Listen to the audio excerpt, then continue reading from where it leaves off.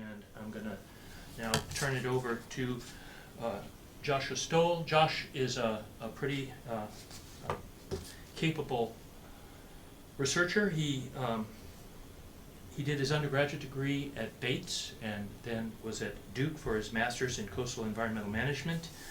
He worked at the National Marine Fisheries Service, part of NOAA, working among others with Richard Merrick there, who's the chief science advisor for NOAA Fisheries. And usually the way mentoring works is that somebody old like me helps somebody young like Josh get networked, but it actually worked the opposite way when we needed a really strong letter of support from somebody high up in NOAA, and I mostly knew people who pick up salmon out of rivers, called Josh, and we got a very strong letter of support from Richard Merrick for our Future of Dams thing. I'm not saying that's the only reason we got the $6 million, but I bet it helped. So thank you. If you've been here before, you haven't seen Josh much this fall, and I've actually talked about you when you weren't here, mostly to say how jealous I am of your fall semester. He's just come back from the Stockholm Resilience Center in Sweden. That was one of several invited lectures, including in Australia, and right down at the level of the coast, being invited to the Kodiak Fisheries Working Group to talk about what he's doing, why it's important, and how it can really help us find our way to build resilient systems of these resources. And so this talk today, as you can see, adaptive management, so you say it's a key to resilience. Welcome, Josh.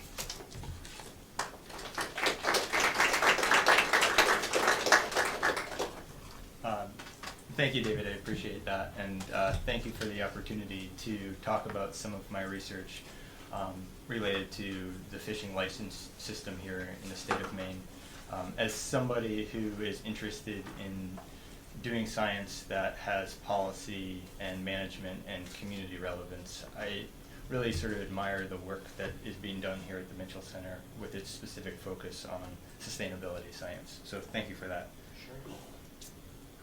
I moved back to Maine because I am interested in this concept of ecosystem-based fisheries management that takes into account the coupling of social and ecological systems, both across the social and ecological systems and within those systems. And it seemed like Maine was well positioned to move in from theory to practice in ecosystem-based fisheries management. And I wanted to be part of that action. I wanted to study the emergence from a social science perspective. When I got here, the reality is we're probably really not ready to move from theory to practice yet in ecosystem-based fisheries management. Carla's smiling, and I think she knows why. But instead, increasingly, my research has focused on where we are and how we could move forward with ultimately the goal of trying to advance an integrated approach to fisheries management here in the state. And so today, what I want to be talking about is really two things. This where we are now, focused on the Maine licensing system, and this work aims to contribute to the literature and theory on adaptive governance, but then from a more practical policy and management perspective, provide some historical grounding to inform the discussion that's currently happening right now at the regional and state level. And then the second piece of my research, which is still being developed, but I think is pretty exciting, so I'm excited to share it with you here today, is focused on how we could start thinking about the institutional governance structure we have in the state in a more integrative way, and use that, one, to contribute to the ongoing discussion of social-ecological resilience literature, and then practically use it as a way to evaluate our current system and potentially use it to design or propose alternative strategies. And so let's start with where we are today. I originally was interested in figuring out how fishermen's access to marine resources have changed through time here in the state. And it seemed like a pretty simple task. All you would need to do is look at the number of licenses there were in the past and compare it to the number of licenses that we have today, And if there was an increase, you could say access increased. And if there was a decrease, you could say, well, access has declined. However, like most things, it was more complicated than I thought. And so let me show you some things here. This is the licensing data for the state of Maine over the last quarter century, the last 25 years. And since this is really small, what I really want you to take away is two things. First, although there's been some variation in the number of licenses that we've seen through time, the number hasn't dramatically changed over the last 25 years. And so you can say, well, access hasn't changed. Well, that's where it becomes more interesting and more complicated, because if you look at the number of types of licenses that we've had over the last 25 years, the number has increased pretty dramatically. And so what that means in practice is that fishermen now, in order to fish for the same suite of fisheries that they have today, need to own more licenses than they have in the past. And so just this is a kind of a basic schematic that helps illustrate what I'm saying. In this case, you have 4 fisheries. If you can't tell my drawing, that's an elver on the left side. And in this diagram, historically, you might have only needed 1 license to fish for these 4 species, and today you would need 4. Well, in order to understand how access has changed, you need to also understand how this splintering process has occurred. And so I've spent some time looking back through the legislative record to try to piece together this splintering process. And so this is kind of a schematic, but this is what it looks like in practice. And these are the major licenses, 23 categories of licenses, 17 species, 1 general category for a general fishing license. There are a bunch of sort of secondary license types for people over 70, for people under 18, for you name it. There's a lot of random licenses. So you can use this information then to fit it in to understand how access has changed, but I'll get to that in a minute. I was also interested in understanding, why has this occurred? Why did these bifurcations happen? What caused these splinters to happen? And so what I want to do is take a minute to walk through some of the data that I collected on this, looking specifically at the legislative record, the legislative debates that happened, to understand what motivated these changes that ended up in this system that we have today for licensing of marine resources. So I'm going to run through 4. I'd like you to try to focus. These are quotes from the literature or from the debates that have happened, and I'd like you to focus on sort of the motivations behind these. So the first one's from the elver fishery. Again, there's an elver, and this is from Representative Bigelow, and it says, "I am anti-tax. I am anti-everything you want. I got on this committee and had to start taking a new look at what was going on. I kept seeing fisheries going down the drain. What do you do to prevent that? Sometimes you have to look ahead, look to the future and say, how can we prevent this fishery from going the way of others? You can put things into place rather than wait and drag it out. That is one of the reasons for putting a good solid hunk of money up front for science." And so here, the representative is arguing that we should put into place these 2 licenses, splintering out from the commercial fishing license, for an eel and elver license, because if we get money generated from the license, we can use this to support science, and not illustrated here, but also enforcement of the fishery. So this is about, the justification is about doing proactive management. Here's another one. This is from the lobster fishery, from former Commissioner Alden. The answer to solving the entry problem without a moratorium lies in re-establishing through the state the type of entry regulation which traditionally existed in lobster communities. An apprentice program will do this without causing the problem a moratorium would. The idea should be to ensure that everyone entering the fishery knew the ethics, the practices, the practical information that makes a good fisherman. So again, you can see this is about controlling entrance without totally shutting down the fishery. Here are 2 more. This one's from the pesky green crab. This is about putting in a license for green crabs, and it says, delay in the implementation of a green crab licensing requirement could potentially postpone any substantive management efforts for green crab control.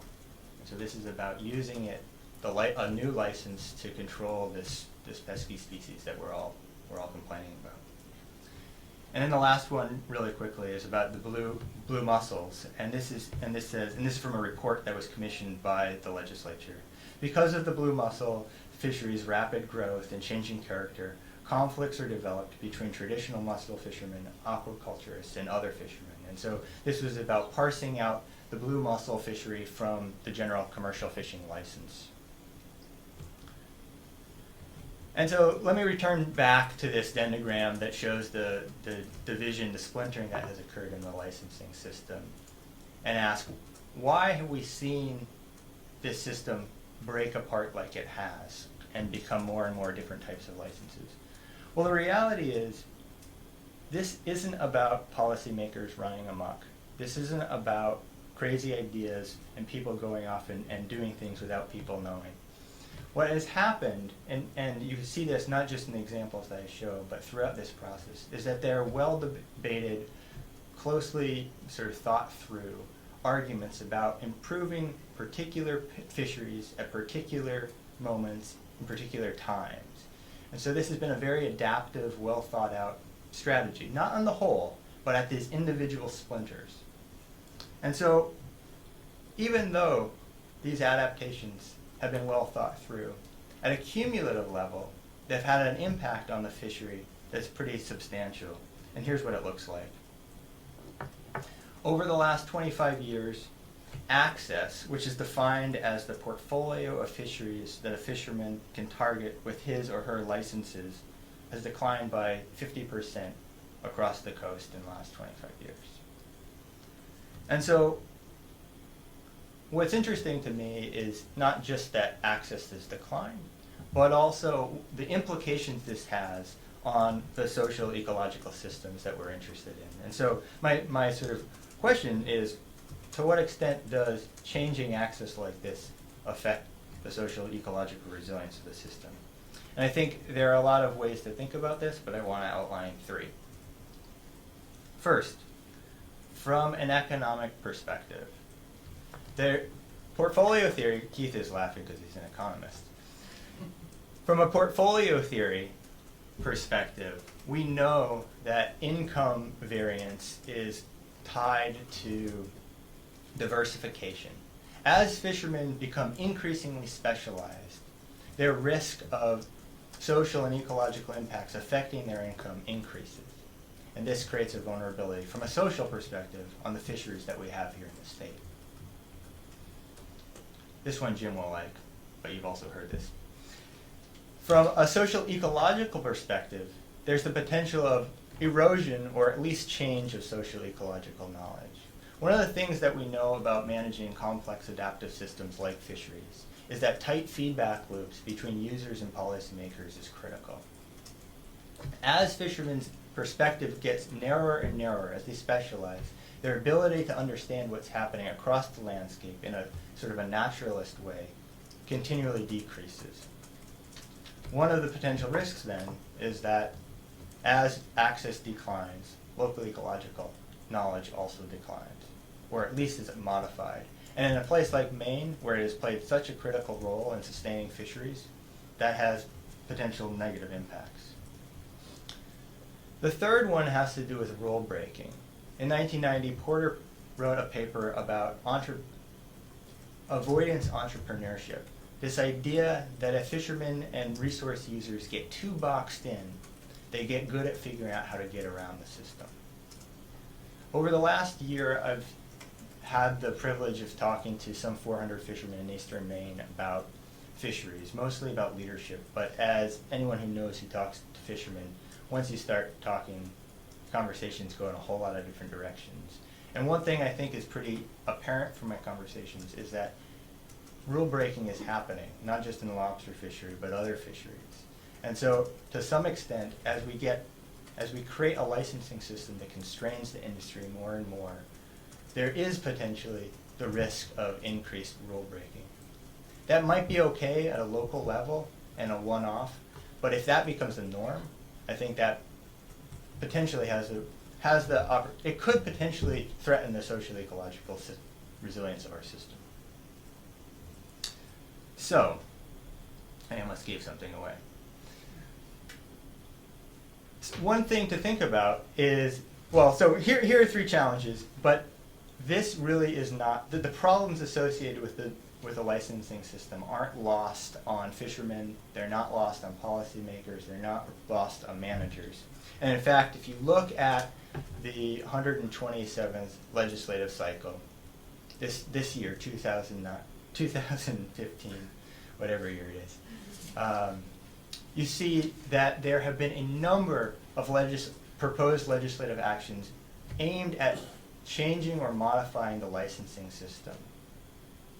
What I would argue is, if you look at this carefully, there's new licenses proposed, there's a change in the age when you can get a license, all kinds of things like that. If you look at this, these changes will not in any way address the broader problems that I just outlined. And so that's interesting to me, because if you look at the literature on social ecological systems, there's a lot of people who say one of the keys to building a resilient social ecological system and governance strategy is adaptive management. I would argue that we have a very adaptive system, as evident here. We've changed it almost every single legislative cycle, but it's not addressing the problems that we have. And so to help think about that, I think one way to do it is to think about this idea of general resilience versus specific resilience, which is an idea proposed by Carl Folk. And the difference is, general resilience is about creating resilience in which you can respond to multiple and different types of challenges and threats, whereas specific resilience is about dealing with a specific threat or a specific challenge of the system. What I'd argue we're seeing happen with this bifurcation process is that as we do our adaptations, as we continue to modify the system, we have less and less ability to adapt to the whole and address sort of broad scale issues in the system. And so we're moving from dealing with general resilience down to specific resilience. And so these tweaks in the system, these tinkers in the system, in a lot of ways, are really trying to address sort of tiny, small tweaks that affect individual fisheries at specific moments in time. So that's the story on where we are now from my perspective.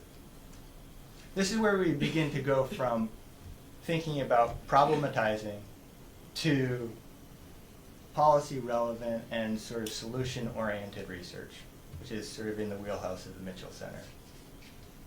In order to begin to address this question of how could we, I think it's really important that we begin to move away from focusing on the licensing system and the social system, that social institutions we have at a fishery-specific level, and begin to think about the integration and the cross-fishery connections that exist. And so, in order to do this, I am developing a typology of fisheries here in the state of Maine that pays particular attention to the cross-fishery interactions that exist, using the licensing data that I just described. And so, I'm going to describe this typology at first, and then talk about how I think, very preliminarily, it could be used to inform management and inform our thinking about resilience. So, before I do that, I think it would be helpful to emphasize why we need to be thinking about the cross-fishery interactions rather than just a fishery by fishery level.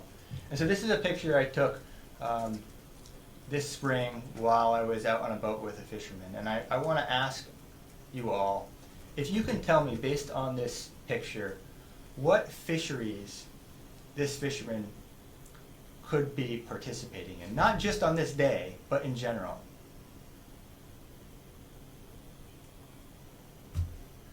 Halibut. Good, halibut. What else? Lobster. What else? Alewife. Yeah, thank you. That's right. And so, the reason I show this picture is because so much of the management we do, and so much of the research we do, focuses explicitly on single species. And yet in the real world, many fishermen have dependencies on multiple fisheries. And so just as ecologists are beginning to think about the interconnectivity that exists in the ecosystem, as social scientists, as economists, one of our challenges needs to be, as if we want to move towards ecosystem-based fisheries management that includes the social and economic component, also needs to include thinking about the interconnectivity across these species, because that's more realistic. And so the way that I've started to do this is to look at the connections that exist between fishermen based on their licensing portfolios. And so the first thing I'm going to show you is an affiliation network that illustrates this connectivity. This is for the state of Maine for 2014. And what this shows you is a network besides that lobster is king. This shows you the connections that fishermen have across fisheries, even though access has declined and fishermen have become increasingly specialized. And so what this represents, here the nodes represent the number of licenses, the size of the node represents the number of licenses in a particular fishery. And the edges that connect fisheries represents instances in which fishermen have both licenses. And the width of those edges represent the number of fishermen who have that combination. And so what you can take from this instantly is that we're talking about a pretty interconnected system, even though specialization has happened. And so from this, I was curious, well, are there common patterns? Are there common combinations of licenses that people have? And so to do this, I was interested in running a PCA to pull out those parts. But for qualitative data, you need to do some pre-work to make that happen. And so I ran a multivariate correspondence analysis on this data and then used it to do a PCA. And what you end up seeing, it's a little bit messy, but you end up seeing 5 clusters emerge. And a couple things, I'm going to get to these clusters in more depth, but what you see at first is there's some overlap. You see that in each of these 5 clusters, you have cases where there are license holders that hold all, that have the species cross all categories. And then what you also find is that some of these combinations have more species than less. But if you actually pull out the data and start looking at it closely, you see these really interesting patterns emerge that, at least at first glance, are consistent with our sort of qualitative understanding of the system. And so I want to run through these 5 typologies briefly.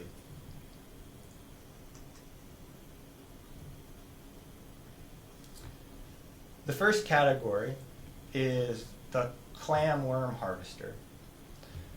In this category, I'll get to this in a second, but in this category, the primary types of licenses are clam and worm, and then there are another 8 species that represent minor licenses. The second category is urchin, diver, scallop divers, and lobster fishermen. The third is just the one-trick lobster fisherman. And then there are 2 types of drag and lobster fishermen, those who drag and fish for scallops and shrimp, and those who drag and fish for lobster, scallop, mussels, and cohogs. The important takeaway message here is, and one other piece here. This represents the total percentage of the fishermen for the entire state. And so you can see the clamworm, lobster, and lobster drag represent the sort of the primary types that exist here in the state. What I think is important here and how this differs from other ways to understand the fishing sector is that it's cross fishery and it's cross gear type. So often we bin fishermen by particular fisheries or by particular gear types.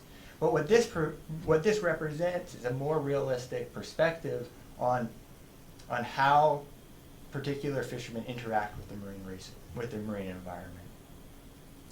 Another important piece to notice here is that there's heterogeneity within and across these typologies. And so by that I mean, if you look at the gear, you see multiple types of gear being used within and across typologies. And you also see that the economic and the value of the fisheries and the landings have changed both within, so this would represent the value and the landings for the clam fishery and the value and the landings for the worm fishery and so on and so forth. And what you see is that there's heterogeneity that exists within each of these categories. Where I think this begins to be useful to us is that as people who are interested in understanding fishermen's response to regulatory, environmental, social, ecological changes, it's useful to understand incentives and motivations that are driving decisions. This helps us begin to have a more realistic understanding of those underlying incentives, underlying concerns that exist within each of these sectors. So this brings me to the second part of my second part.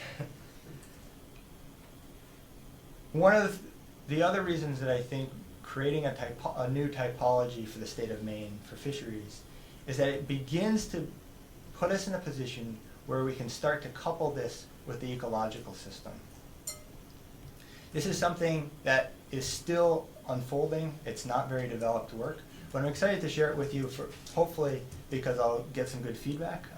But I also think it's has the potential to be useful in the policy and management realm. So many of you are familiar with Ostrom's sort of social-ecological systems framework.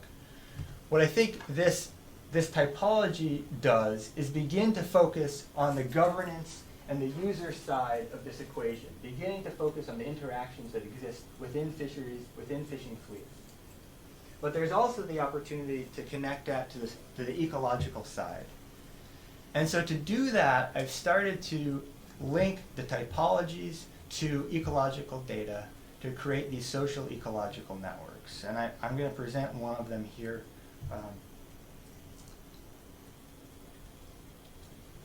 And so now you see a social ecological network where the edges between the social and ecological nodes represent access, and the edges between the ecological and ecological networks represent part of the energy budget, the food web. And so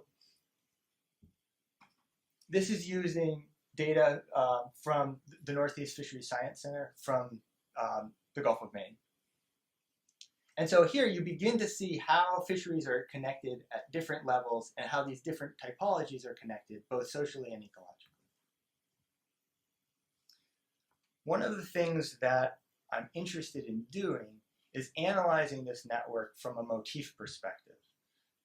Boudin and Tango introduced this idea of social-ecological networks, motifs. And what this does is it allows us to analyze the risks and vulnerabilities that exist in this social ecological networks by analyzing the social, ecological, and the connections that exist both at the social and ecological level. And so by doing this, I think we're beginning to put ourselves in a place where we can ask these questions about, are there opportunities and do these typologies represent more or less vulnerable situations? And so for example, if we look back at this ecological network, we could pose the question, what would happen if something happened to the lobster fishery? How are these different typologies affected, both on a first order and a second order level?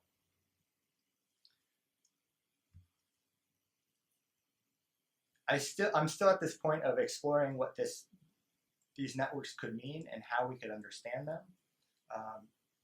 But I feel like this is an important step towards moving in a direction of coupling the social and ecological systems.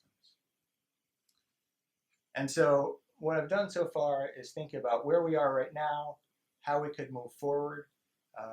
I think what this research does is it really touches on this governance piece, But I also think as we begin to couple the social and ecological networks, we need to think about markets. We need to think about how aquaculture fits into this as an alternative strategy, economic strategy, but also potentially a biological strategy. We also have people here with a lot more expertise in the physical, biological, and ecological systems. And so there's an opportunity to collaborate and to begin to think about the connectivity that exists within these systems. So with that, thank you very much.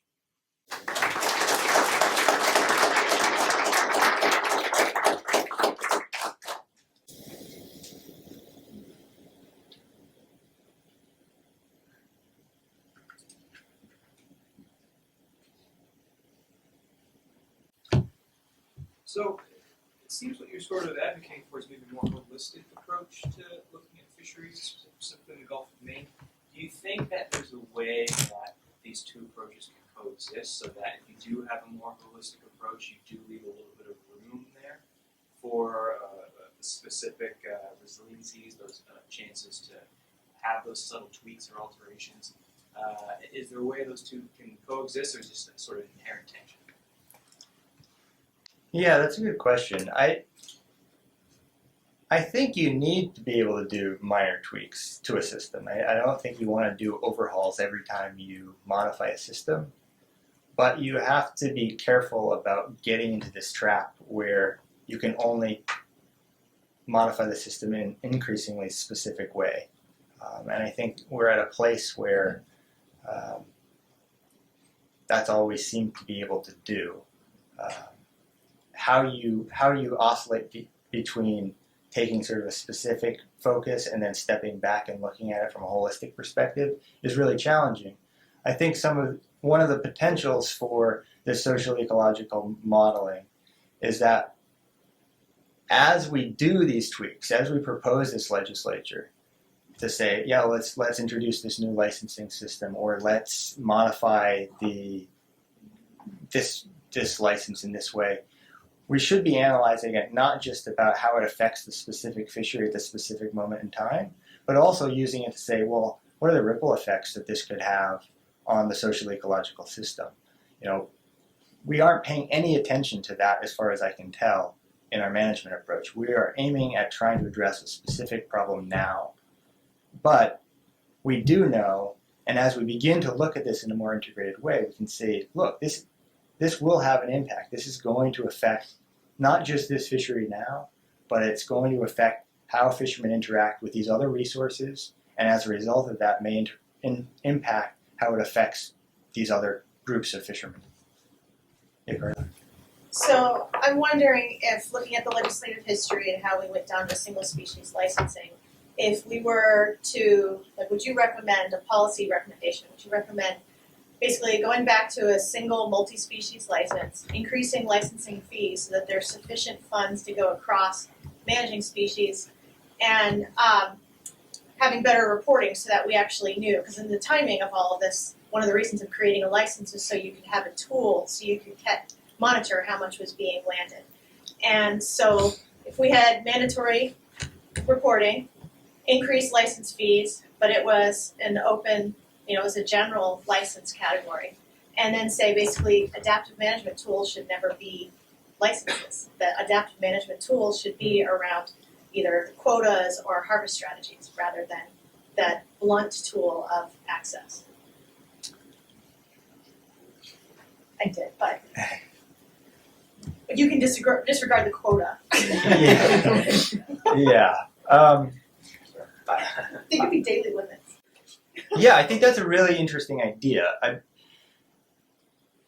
I think increasingly our state legislature, and not just the legislature, this is not unique to Maine, we're using licensing as a tool for other things. But if we moved away from using it as a tool for managing how people interact with the resource, I think that could potentially work, but we still run into the challenge of becoming increasingly narrow in using those tools as well. And so you bump into that tension of getting yourself stuck in the weeds, and it's not just the legislature's issue. I mean, this is about people making financial investments around these strategies and these institutions that have been created. That becomes a real impediment to change, and it's often not the legislature is not coming up with these things out of thin air. These are ideas that are being proposed often by industry, saying we need this, we need that, or by the state saying we need this or that. So getting rid of using licenses as a strategy to modify or to do management, that might work, but I think you still run into that secondary problem. It's a good question. Yeah, Jocelyn. Carly, you raise a really interesting point in sort of that generating income for research and management and enforcement of fisheries as well. And Josh, I can't really remember, but it seems like the Magnuson-Stevens Act addresses fees and taxes on fisheries. I can't remember specifics, but there's several places where they put landings taxes on catch, and we don't have that. Yeah, so that's a rent recovery. It's a really, at least from my understanding, it's a really important issue in fisheries. Magnuson-Stevens does have some language in there about rent recovery. I think it's capped at 3% of the fishery. I think there's only one fishery, and it's Alaska, that has any sort of rent recovery. Don't quote me on that. And I think it's like 1%. California urchins. But is that state fishery or federal fishery? State. Okay, so there might be some state fisheries as well. That is a wildly unpopular idea in the fishing industry. But basically the licensing fees are doing that as well. Another strategy that seems to work, Keith is saying sort of, and it's true, it's not the same. Another strategy that seems to work a little bit in some fisheries is the research set aside. And so you set aside some quota, and that quota, the value of that quota ends up going to do research. That works really well in valuable fisheries, not so well in not valuable fisheries, because you get really nice research done with the valuable fisheries and no research done in those other fisheries. And so if we're talking about ecosystem-based management, we shouldn't be targeting just key species just because they're valuable. But it also doesn't address enforcement either. You have to set aside programs, which is part of, it seems like, increasingly an issue. Yeah, and enforcement's a tricky one, right? Because who should be paying for enforcement? Take the groundfish fishery in New England. Right now, the federal fishery, the federal government is paying for that. When they put the catch year in, was it 2010? Part of the deal was we'll pay for on-board observers for the next couple of years, but it's going to be on you in the future. And what has happened every single time is people made us think about it, and they backed off of that and paid for it. I mean, it's 2015; they're still paying for it, and so the industry doesn't like to pay for enforcement, and rightfully so or wrongfully, I don't know. I'm not sure. Yeah. In your analysis, there are a lot of geographical differences across the state of Maine. You kind of talked about it broadly. How did you control for the fact that there are different management systems in different geographical areas and different opportunities for entry?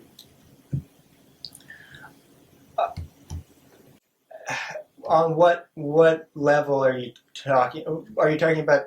Well, if you look at broadly across the state, I mean, it's not, there are differences across the state. Sure. Fisheries. Sure. And you kind of talk broadly about Maine, but I'm just kind of curious how regional differences fit into your broader analysis and whether those are factors that really kind of, we'll call it changing the balance in your systems. Yeah, that's a great question. I haven't analyzed the data that's not true. I looked at how access has changed through time across the state and broke it down on a county by county level. And you see, interestingly, you actually see the steepest decline in access happening in the western part of the state. For the purpose of this, I obviously was looking at it at a state level, but breaking this out into a regional level, I think could be useful because the licensing discussion is happening kind of at a state level. for me, it makes sense to be thinking about it at a state level. However, there is discussion about doing sort of more localized management and more localized governance. And so looking at these typologies at different scales, I think would be really interesting to say, does this typology of 5 types of fishermen, is that consistent across the state, or is it just, maybe Eastern Maine looks totally different than Western Maine? I haven't done that yet. It's something that we could do fairly easily. But it's a great question. It'd be interesting to see the differences. Yeah. So I'm not familiar with this social-ecological motifs. I'm kind of interested in the information requirements to think about that problem. So you talked about, how different types of fishermen might be vulnerable, or how vulnerable they would be to ecological change. So I'll just do that one because it's the one I'm least ignorant about. So take temperature changes in the Gulf, take acidification in the Gulf, take nutrient loading in the Gulf, and take disease in, say, the lobster fishery. Those would propagate through the food web in incredibly different ways. Mm-hmm. That would in turn then kind of shape things, but knowing how that would look wouldn't be simple to understand. And so kind of what's your sense of how far we can take that concept, how much information do we need, and in what ways might we be in trouble if we don't have enough information to think about? Yeah, that's a great question. And the reality is, in order to do this at certain levels, you need a lot of people with the ecological and biological knowledge to do it, which I don't have that expertise. The way that I've been thinking about doing it is at a more rudimentary level, thinking about the connectivity between ecological species as how do the 2 species or multiple species that a fisherman or a typology interacts with, how are they related? Are they related because they're competitors? Are they related because they occupy the same ecological niche? Are they predator-prey? And if we look at those in that way, we can start thinking about, well, if one is impacted, how would that affect the other one, and in turn affect a fisherman's ability to make a livelihood? So I'm thinking about it at sort of a more qualitative level than a quantitative food systems way. The other thing is, I just had an interesting conversation with Jim and Carla today about saying, well, maybe it's not just thinking about the ecological, the energy flow that exists in the food web, but also looking at the competitive relationship that exists. And I think that would be, there are people who have that expertise here at the School of Marine Sciences, and I'd be interested in trying to incorporate some of that information into it.